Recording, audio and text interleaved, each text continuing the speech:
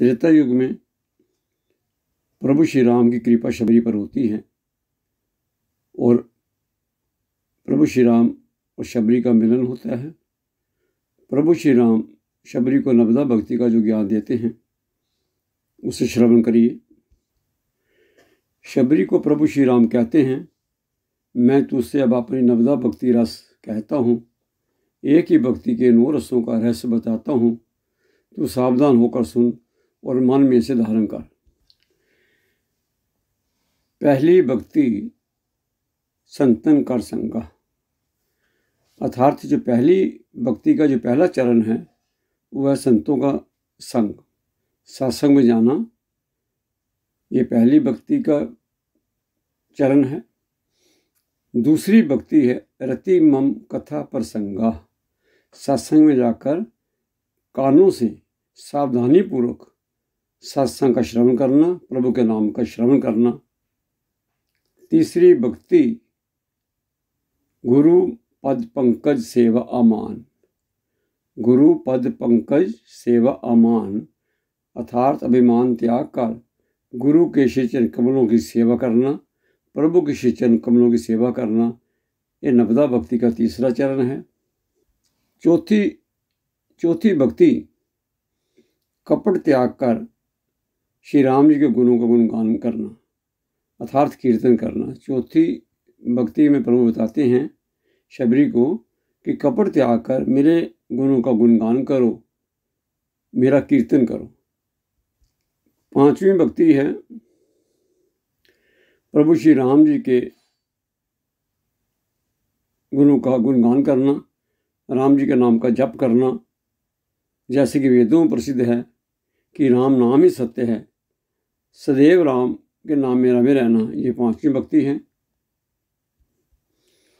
छठी भक्ति इंद्रियों का निग्रह, शील, अच्छा स्वभाव, चरित्र, बहुत से संसारी कार्य से वैराग्य और लगातार संत पुरुषों के धर्म में लगे रहना, सदा सत्य कहना। सातवीं भक्ति है जगत भर के सभी प्राणी जीव जो हैं उनमें समभाव रखना, उनमें प्रभु के दर्शन करना, सभी को एक दृष्टि से देखना और संतों को मुझसे अधिक मान देना। यहाँ प्रभु कहते हैं कि जो मेरे भक्त हैं उनको मेरे से अधिक मान देना, आदर सम्मान देना। आठवीं भक्ति जथा लाभ संतोषा, जो भी प्रभु ने दिया है, जो भी आपको मिलता है उसी में संतुष्ट रहकर निरंतर प्रभु के नाम का गुणगान करना, यह भक्ति का 8वां चरण है। 9वीं भक्ति है सरल स्वभाव से सबके साथ कपट रहित बर्ताव करना, हृदय में प्रभु के श्री चरण कमलों के प्रति पूरा भरोसा रखना और किसी भी अवस्था में हर्ष और विषाद का न होना, समभाव में रहना, भगत का भगवान के प्रति अटूट विश्वास रखना, ये 9वीं भक्ति है।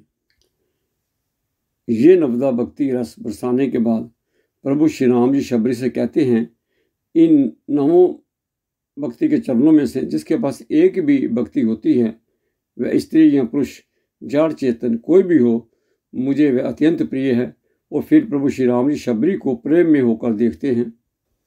प्रभु श्री राम जी शबरी को कहते हैं, हे भामनी, फिर तुझ में तो सभी प्रकार की भक्ति दृढ़ है, तुझ में सभी के सभी 9 भक्ति रस हैं। तब जो गति योगियों को भी दुर्लभ है, वही आज मैं तेरे लिए सुलभ कर रहा हूँ। प्रभु के दर्शन की परम अनुपम फल ये है कि जीव अपने सही स्वरूप को प्राप्त हो जाता है। वास्तव में ये नवदा भक्ति संपूर्ण मानवता के लिए प्रभु श्री राम जी का वरदान है, प्रभु राम शिव जी की कृपा। यहाँ पर एक चीज़ ध्यान देने योग्य है कि भक्ति के पहले 4 चरण जो हैं वो तन के द्वारा किए जा सकते हैं। अर्थात यहाँ पर मैं ये बताना चाहता हूँ कि जब तक आप तन को प्रभु की सेवा में नहीं लगाएंगे, मन नहीं लगेगा। पहले तन को प्रभु की सेवा का अभ्यास होगा, तन प्रभु में सेवा में लगा रहेगा तो मन उसका अनुसरण करेगा और फिर मन से भी प्रभु के नाम का सिमरन होगा, सांसों के साथ प्रभु के नाम का सिमरन होगा। इसको पहले तन को प्रभु की सेवा में लगाइए, मन समय प्रभु की सेवा में लग जाएगा। जय श्री राम।